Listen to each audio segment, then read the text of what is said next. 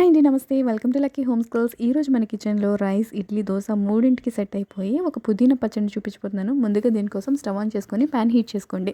Pan heat అయిన తర్వాత అందులోకి 1 స్పూన్ మినపప్పు, 1 స్పూన్ శనగపప్పు, 1 స్పూన్ ధనియాలు, 1 స్పూన్ జీలకర్ర యాడ్ చేసుకొని దోరగా వేయించి పక్కన పెట్టుకోండి. దినుసులన్నీ సిమ్‌లో పెట్టుకొని బాగా ఫ్రై చేసుకోవాలి. తర్వాత ఇందులోకి 1 స్పూన్ నువ్వులను యాడ్ చేసుకొని బాగా ఫ్రై చేసుకొని ఒక ప్లేట్‌లో ట్రాన్స్‌ఫర్ చేసుకొని పెట్టుకోండి.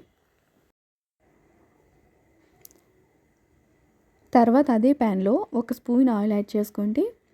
6-8 పచ్చిమిర్చి యాడ్ చేసుకోండి. చిన్న సైజు టమాటాలు అయితే 4 యాడ్ చేసుకోండి.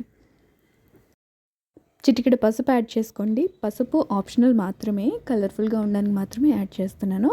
మీ టేస్ట్కి సరిపడా సాల్ట్ యాడ్ చేసుకొని ఒకసారి అంతా కలిపేసుకొని మూత పెట్టి 2 నిమిషాలు మగ్గించుకోండి.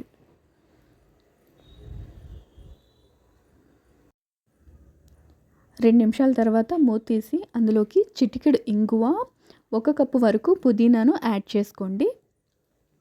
లైట్‌గా చింతపండు కూడా యాడ్ చేసుకొని టమాటా, పుదీనా అంతా సాఫ్ట్‌గా మగ్గేంత వరకు మూత పెట్టుకొని మగ్గించుకోండి. 3 నిమిషాల తర్వాత మొత్తం అంతా సాఫ్ట్‌గా మగ్గిపోయింది. స్టవ్ ఆఫ్ చేసుకొని పక్కకు దించుకోండి.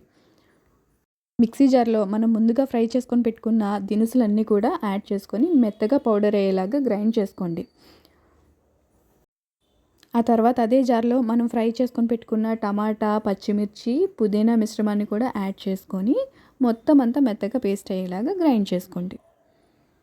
దీన్నంతా కూడా ఒక బౌల్లో ట్రాన్స్ఫర్ చేసుకొని ఒక ప్యాన్ హీట్ చేసుకొని అందులోకి పోపు దినుసులు, ఎండుమిర్చి, కరివేపాకు యాడ్ చేసుకొని తాలింపు వేసుకొని పుదీనా పచ్చడిలో మిక్స్ చేసేసుకోండి.